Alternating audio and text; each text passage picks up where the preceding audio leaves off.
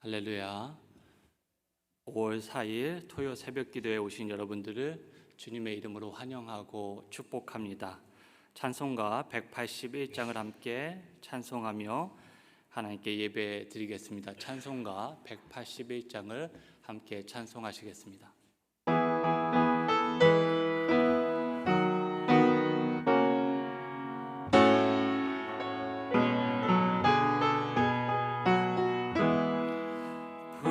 승천하신 주께서 약속하신 대로 오시리.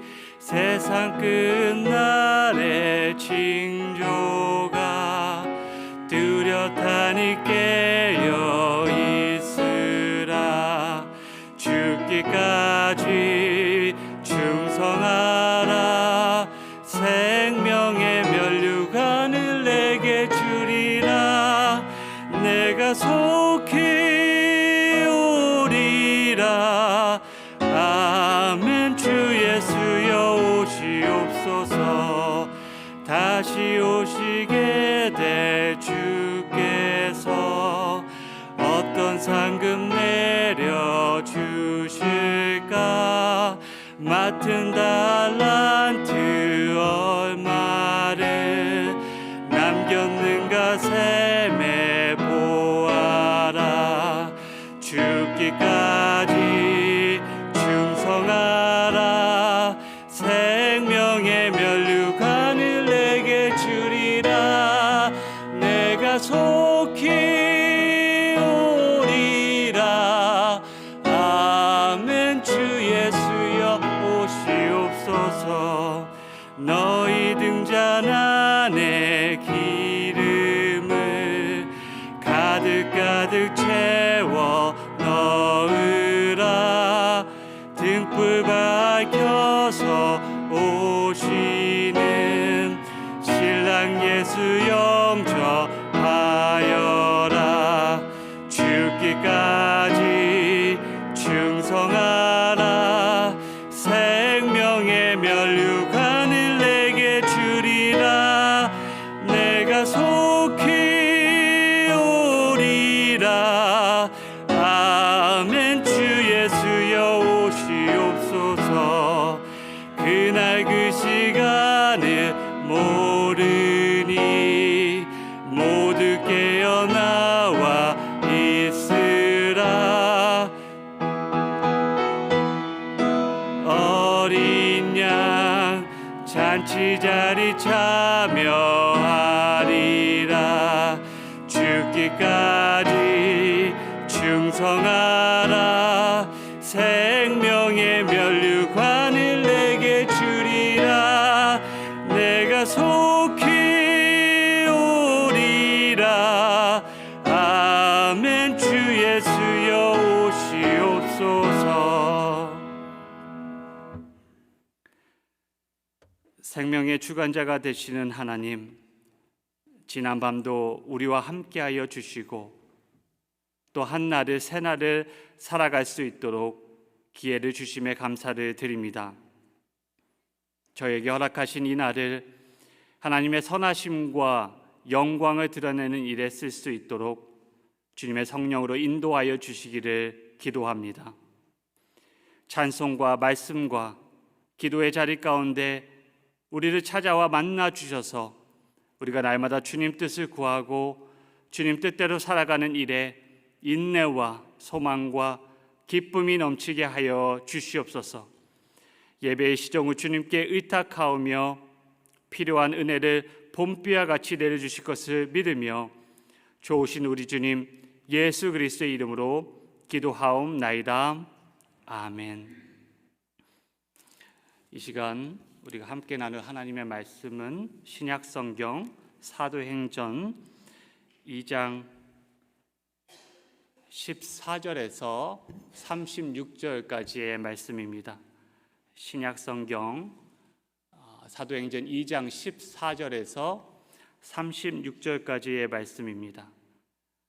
제가 가진 성경으로는 190페이지, 신약성경 190페이지 여간에 있습니다.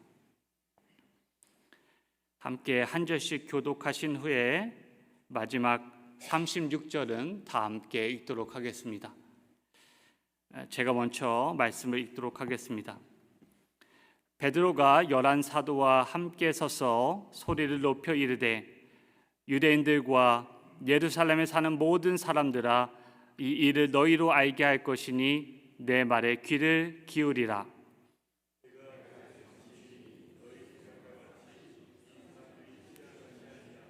이는 곧 선지자 요엘을 통하여 말씀하신 것이니 일러스되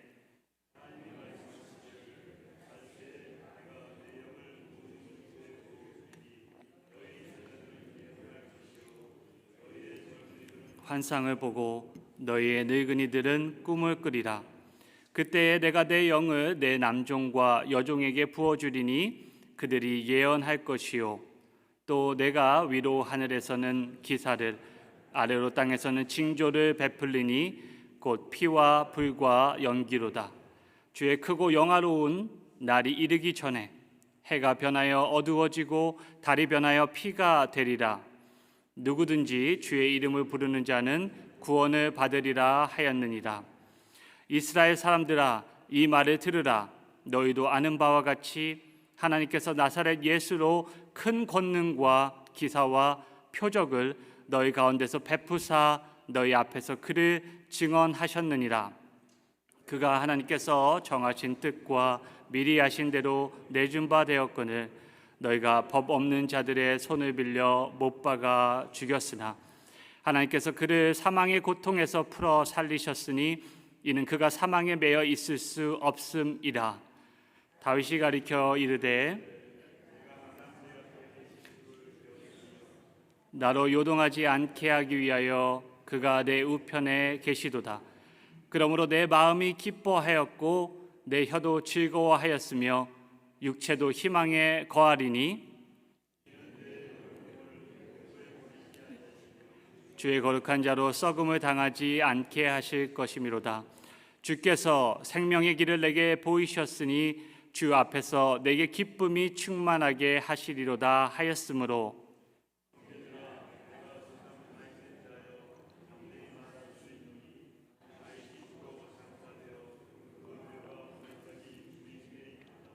그는 선지자라. 하나님이 이미 맹세하사 그 자손 중에서 한 사람을 그 위에 앉게 하리라 하심을 알고 미리 본고로 그리스도의 부활을 말하되 그가 음부에 버림이 되지 않고 그의 육신이 썩음을 당하지 아니하시리라 하더니 이 예수를 하나님이 살리신지라.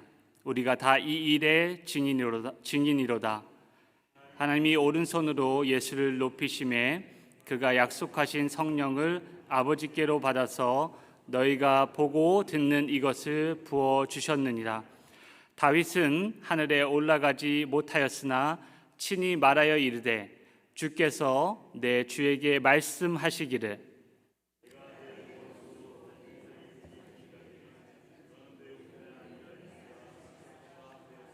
다 함께 읽도록 하겠습니다. 그런즉 이스라엘 온 집은 확실히 알지니 너희가 십자가에 못 박힌 이 예수를 하나님이 주와 그리스도가 되게 하셨느니라 하니라. 아멘. 할렐루야. 선하신 주님의 은혜와 평강이 함께 하기를 소망합니다. 5월이 되었습니다. 캐나다에서 4월에서 이 5월로 넘어가는 이 무렵 계절은 참 독특하고 특별하다는 생각이 들었습니다. 봄꽃이 만발하여서 우리 모두는 봄의 흥취를 느낄 수 있습니다. 아직 그리고 여름이 본격적으로 시작되지는 않았지만 엊그제는 이 여름이 온 듯이 또 기온이 오르고 날씨가 매우 화창하여서 밖에서는 짧은 셔츠와 또 짧은 바지 차림으로 외부에서 활동하는 사람들을 쉽게 볼 수 있었습니다. 마치 여름이 시작된 것만 같은 그런 날이었습니다.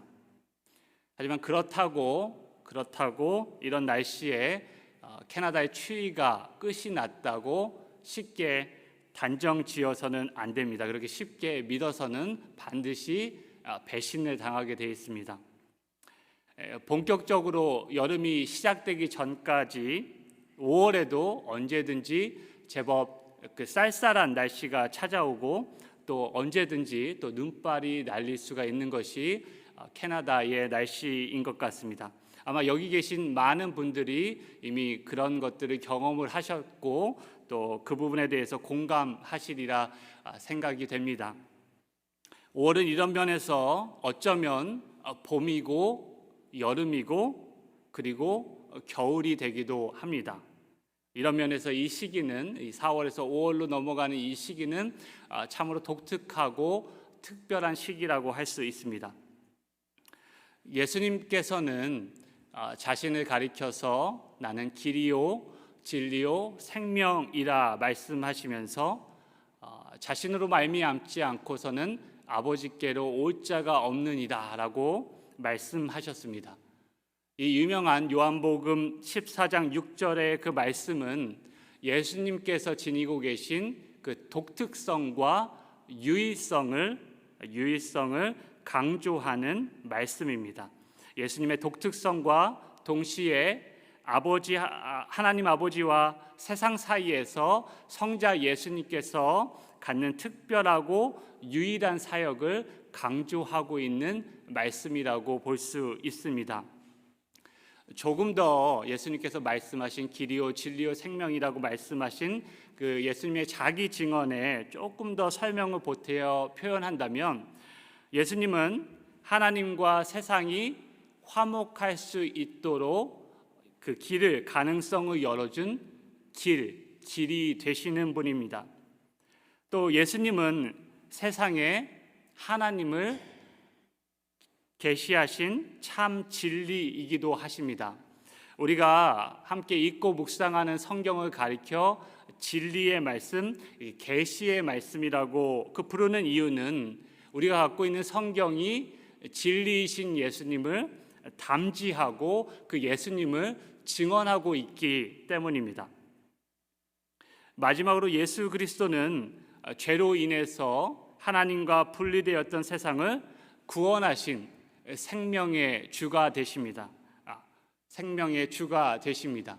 그렇다면 구원이란 무엇이겠습니까? 구원이란 죽은 이에게 하나님의 생명의 기운을 불어넣어 다시 하나님 앞에서 생명이 되게 하는 것이 구원입니다.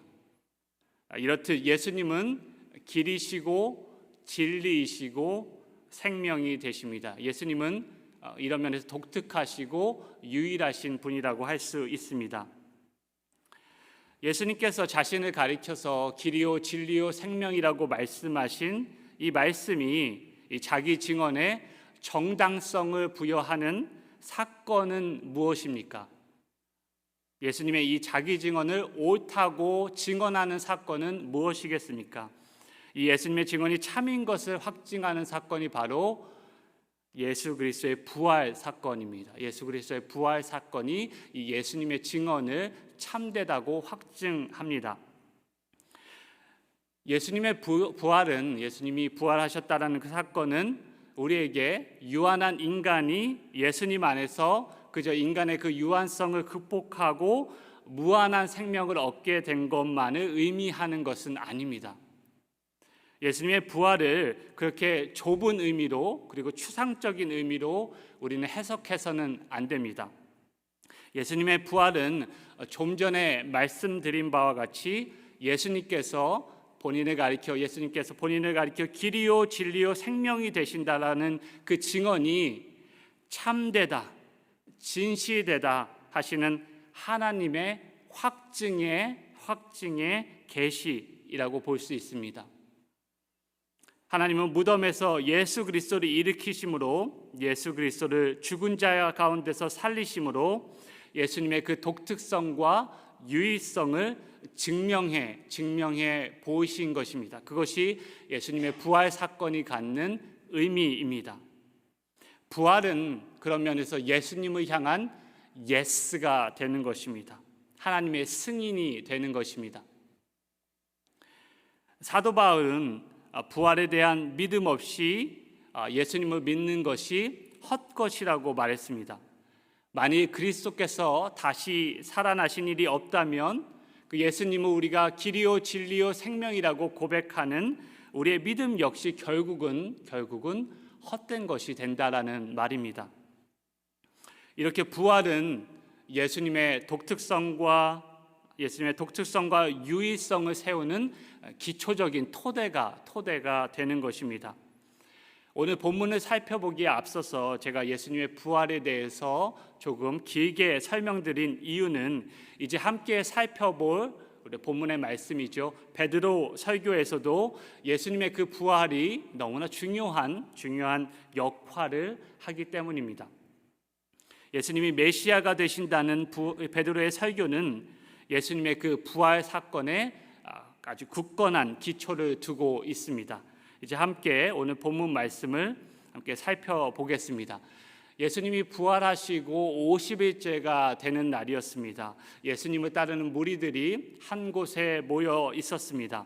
그리고 그들은 한 곳에 모여 있었던 이유가 그 유대인의 3대 절기 중에 하나인 오순절을 함께 보내기 위해서 함께 모여 있었던 것입니다. 그들이 함께 모여 있을 때 어떠한 일이 일어납니까? 우리가 너무나 잘 알고 있는 사건이 일어나지요. 그들이 한 곳에 모여 있을 때 갑자기 하늘에서 세찬 바람이 불어오고 또 불의 혓바닥처럼 갈라지는 것들이 그들의 각 머리 위에 나타났습니다. 성령이 오신 것입니다. 누가는 주님이 약속하신 또 다른 보혜사 성령이 오순절에 임한 장면을 이와 같이 사도행전에서 묘사해 주고 있습니다. 놀라운 것은 성령이 임하자 사람들이 다 모든 다른 언어로 방언으로 말하기 시작하였습니다. 이를 목격한 이들 중에는 분명 하나님이 행하시는 그 큰 일을 보고 긍정적으로 반응한 이들도 있었지만 그 일을 하찮게 세술에 취하였다라고 조롱하고 나선 이들도 있었습니다.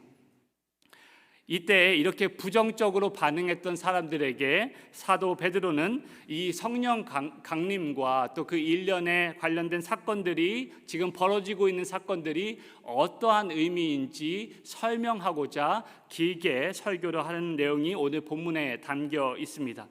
베드로가 선포한 내용, 그 설교가 오늘 우리가 살펴보는 본문의 내용입니다.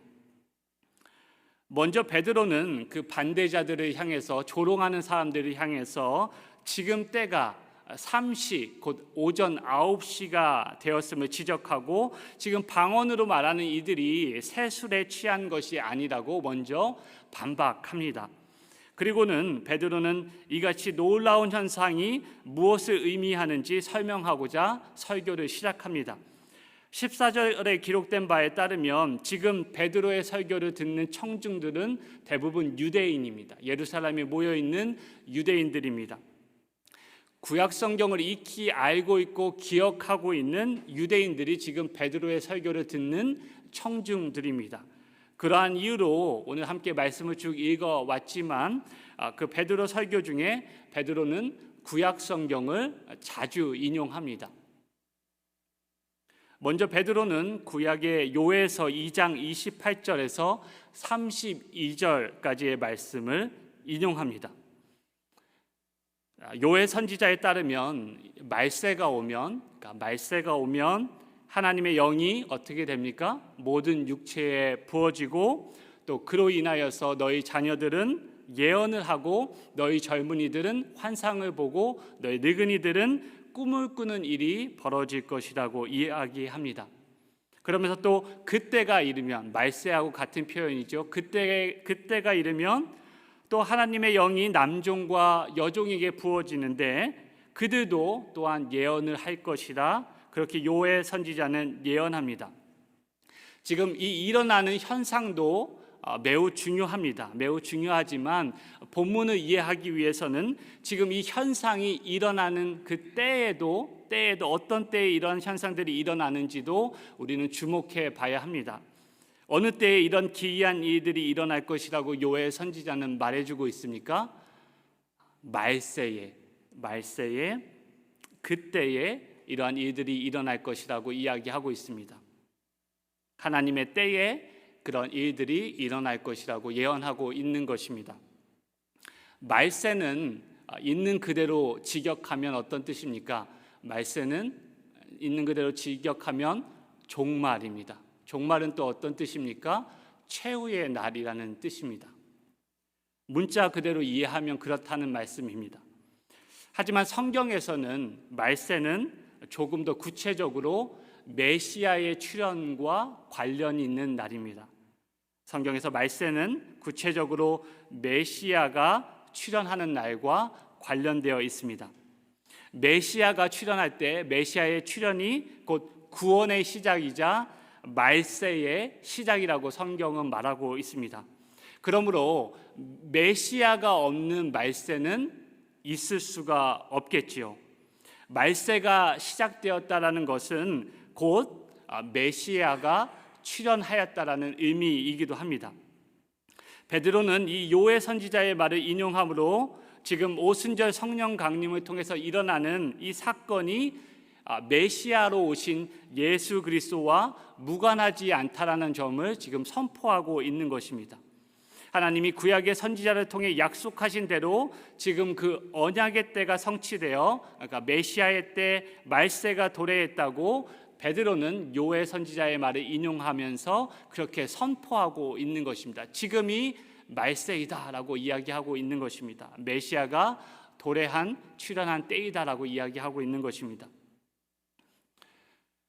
우리가 잘 알고 있는 노아의 홍수 이야기를 기억하실 것입니다. 노아의 홍수 이후에 하나님께서는 한 언약을 세우십니다. 그것을 가리켜 우리는 흔히 노아의 언약이라고 이야기합니다. 노아의 언약의 내용은 이렇습니다. 하나님께서 노아와 그 자손들과 언약을 세우면서 다시는 물로 모든 육체를 멸하지 않으리라 언약을 세우십니다. 그리고는 어떠한 그 언약의 증거로 무엇을 보여주십니까? 무지개를 보여주십니다. 그 무지개가 갖는 의미는 두 가지라고 볼 수 있습니다. 첫째는 하나님의 심판, 하나님께서 노아의 홍수를 통해서 임했던 그 죄에 임했던 하나님의 심판이고, 동시에 또 하나님의 오래 참으심, 하나님의 인내와 구원의 상징이기도 합니다. 메시아로 오신 예수 그리스도께서 죽으시고 부활하심으로 하나님이 말씀하신 이제 새로운 시대가 시작되었습니다. 그리고 주님의 약속하신 성령이 임하자 마치 무지개와 같이 여러 색으로 여러 빛깔 무지개와 같이 다양한 사람들이 요엘 선지자의 예언대로 다양한 언어로 방언 말하기를 시작한 것입니다. 그리고 또 무지개가 하나님의 심판과 구원의 상징이었던 것처럼 지금 예루살렘을 중심으로 일어나고 있는 이 사건이, 오순절 강림 사건도 메시아의 때에 임할 하나님의 심판과 구원의 상징이 되는 것입니다. 오늘 본문 20절과 21절은 이렇게 기록하고 있습니다. 제가 읽어드리겠습니다. 주의 크고 영화로운 날이 이르기 전에 해가 변하여 어두워지고 달이 변하여 피가 되리라. 누구든지 주의 이름을 부르는 자는 구원을 받으리라. 아멘. 결국 심판의 날은 오며 메시아이신 예수님의 이름을 부르는 자는 누구든지 구원을 받으리라, 이렇게 선포하신 것입니다. 메시아이신 예수님은 심판날에 아버지께로 피할 길이 되시며 또한 생명이자 구원이 되신다는 것입니다. 베드로에 의하면 이 증언이 참된 것은 하나님이 이스라엘이 말씀드린 바와 같이, 좀 전에 말씀드린 바와 같이 하나님이 이스라엘이 죽인 예수님을 사망의 고통에서 풀어 살리셨기 때문이라고 말합니다. 예수님의 부활이 예수님이 메시아 구원자임을 확증하는 것입니다. 베드로는 이 점을 증명하기 위해서 이제 요엘 선지자를 넘어서 또 다른 구약의 인물이지요. 또 다른 구약 인물을 인용합니다. 바로 다윗입니다. 시편 16편 8절에서 11절 말씀을 인용하는데요. 베드로는 다윗을 요엘 선지자와 마찬가지로 선지자로 부르며 그가 요엘 선지자와 같이 자신의 시편에서 주님에 대한 예언을 남겼다고 그렇게 풀이합니다. 31절 베드로는 다음과 같이 선포합니다. 다윗은 장차 오실 메시아를 미리 보았습니다. 믿음의 눈으로 미리 보았고 그가 옛적부터 자신의 우편에 있는 주님을 보았고 그분이 자신의 곁에 함께 계셨음을 다윗은 알고 있었습니다. 그리고 베드로에 따르면 다윗 자신이 죽지만 죽어서 음부에 버려지고 썩음을 당하지 않을 것을 확신하는데 그 이유가 바로 그와 함께 하신 메시아가 오셔서 생명의 길이 될 것이라 믿었기 때문이라고 베드로는 설명하고 있습니다. 결국 베드로의 요지는 다윗이 메시아의 부활을 예언했다라는 것입니다. 그리고 그가 부활의 주님을 믿었기 때문에 그가 죽음을 두려워하지 않았고 또한 그가 고난 중에서도 기뻐할 수 있었다라고 베드로는 그렇게 설교하고 그렇게 적고 있는 것입니다. 그리고 또 다른 다윗의 시편 110편 1절을 인용함으로써 주님을 살리신 하나님께서 그를 어디로 올리셨다라고 말하고 있습니까? 하나님의 오른편에 높이셨다라고 말하고 있습니다. 오른편은 어떠한 의미입니까? 성경에서 오른편은 권능을 의미합니다. 따라서 오른편은 통치권자의 자리가 됩니다. 하나님이 높이심은 이제 부활하신 예수님이 지상이 아닌 지상에서 하늘로 옮겨졌다라는 의미입니다. 이제 하늘에서 권능으로 하나님 보좌 우편에서 권능으로 세상을 통치하신다라는 말씀입니다. 그리고 하늘에서 그 왕적인 통치를 시작하면서 하신 통치 행위가 바로 성령을 오늘 말씀에 기록된 바와 같이 사도행전 2장에 기록된 바와 같이 성령을 약속대로 파송하는 일이 예수님께서 보좌 우편에 올라가셔서 하신 통치 행위입니다. 예수님께서 성령을 부어 주셨습니다. 무지개가 하나님의 심판과 구원의 언약의 상징이 되듯이 또 주의 영이 임하여서 모든 육체가 그리고 온 세대가 예언을 하고 환상을 보며 꿈을 꾸는 것이 말세의 징조가 되듯이 또 하나님이 예수님을 죽은 자들 가운데서 살리신 부활 사건이 예수님을 길이요 진리요 생명 되시는 분이므로 확증하듯이 오늘 이 오순절 성령이 예루살렘에 임한 것도 부어짐도 예수 그리스도께서 이제 부활하셔서 승천하시어 하나님 우편 보좌에서 하늘과 땅을 통치하시고 다스리고 계시다는 때가 되었다라는 사실을 확증하는 사건입니다. 그리고 35절 오늘 말씀 35절을 보시면 주님은 언제까지 왕으로 통치하십니까? 원수를 발등상 삼을 때까지, 그러니까 하나님을 반역하는 악이 완전히 패배할 때까지 주님은 왕노릇 하실 것이라고 이야기하고 있습니다.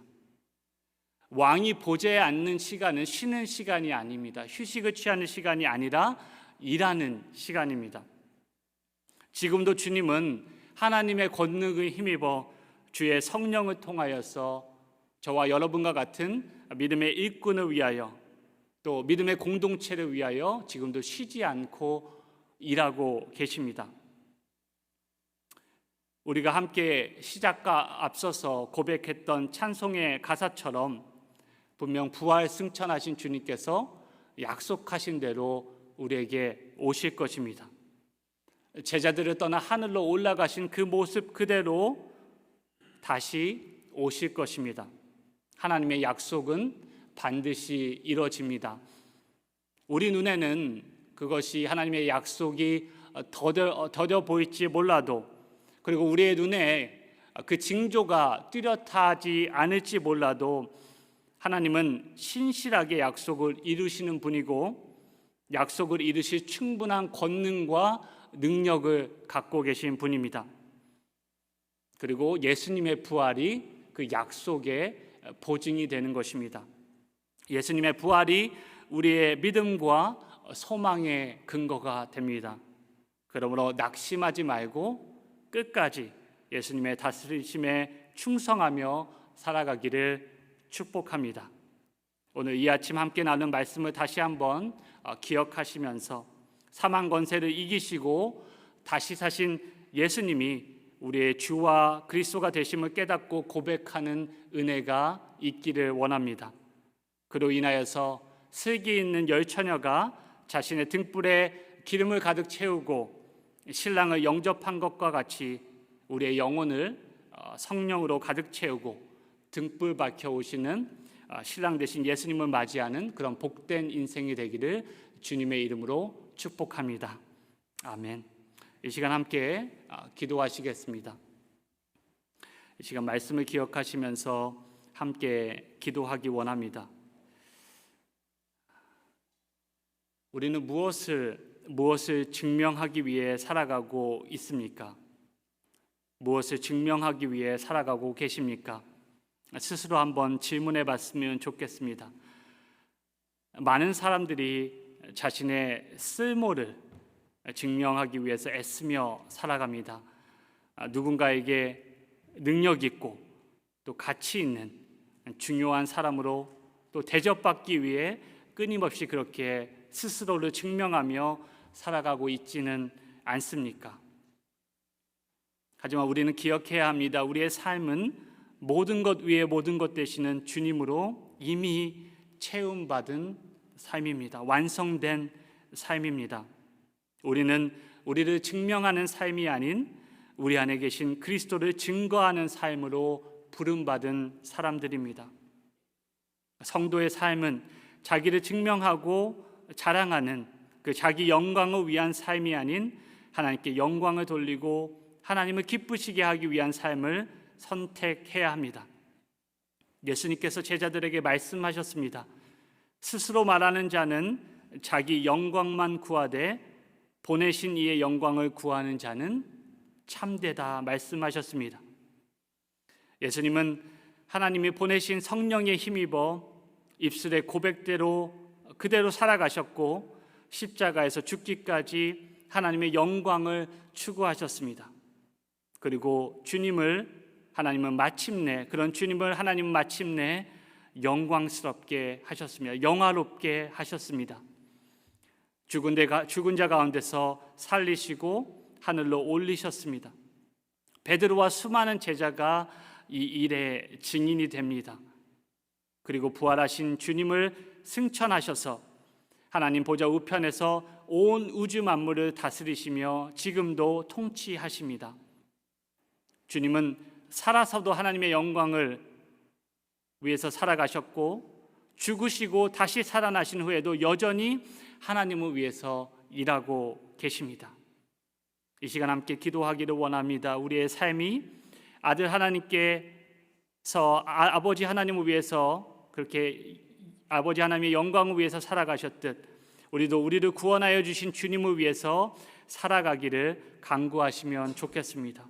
부활하신 주님을 만나 온전히 돌이켜 주님께서 지금도 살아계신다는 부활의 복된 소식을 증언하는 삶을 살았던 사도 베드로와 같이 우리의 삶도 부활의 소식을 담대하고 또렷하게 전하며 살아가도록 함께 기도했으면 좋겠습니다. 그리고 우리 교회가 믿음으로 주님의 그 부활의 생명과 축복을 누리며 또 그것을 전하는 증언 공동체가 되도록 기도하시기를 바라고, 특별히 우리 영어권 공동체가 어제 금요일부터 오늘 아침까지 교회에서 함께 모여서 주님 안에서 교제하고 친교하는 특별한 시간을 갖고 있습니다.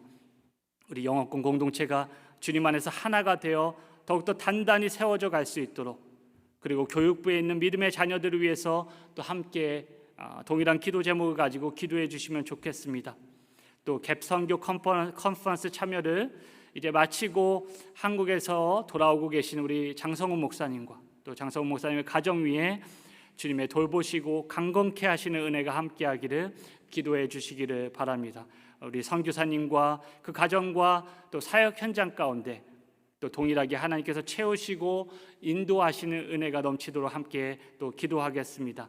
또 연약한 교우들을 위해서 계속해서 기도하기를 원합니다. 우리 윤선성 형제님, 또 정현선 집사님, 또 알렉스강 성도님, 이면식 집사님, 홍신득 사모님, 그리고 수술 후에 회복 가운데 계신 우리 전상권 장로님을 위해서도 함께 간절한 마음으로 기도하시고요.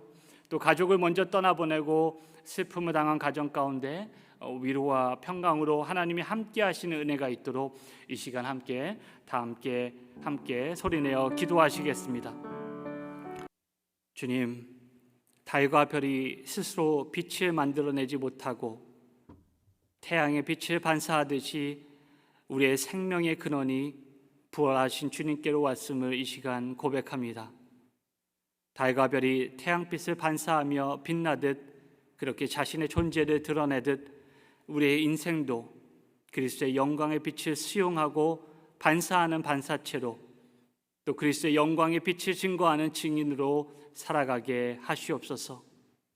오늘 하루도 성령의 충만함을 허락하여 주셔서 강건케 하시고 살아계신 주님을 담대하고 꼼꼼하게 선포하는 선지자요 예언자로서의 삶을 살아가게 하시옵소서. 길이요 진리요 생명이 되신 유일하시고 특별하신 예수님이 주와 그리스도가 되심을 선언하며 우리의 삶이 이를 확증하며 살아가게 하시옵소서. 말세의 성령으로 함께 하시는 주님의 권능의 통치를 신뢰하며 오시는 주님을 향해 믿음으로 한 걸음 나아가는 복된 하루가 되기를 구하며 오늘도 살아계셔서 하늘 보좌에서 만물을 다스리시고 회복케 하시는 우리 주님 예수 그리스도의 이름으로 기도하옵나이다. 아멘. 하늘에 계신 우리 아버지의 이름을 거룩하게 하시며 아버지의 나라가 오게 하시며 아버지의 뜻이 하늘에서와 같이 땅에서도 이루어지게 하소서.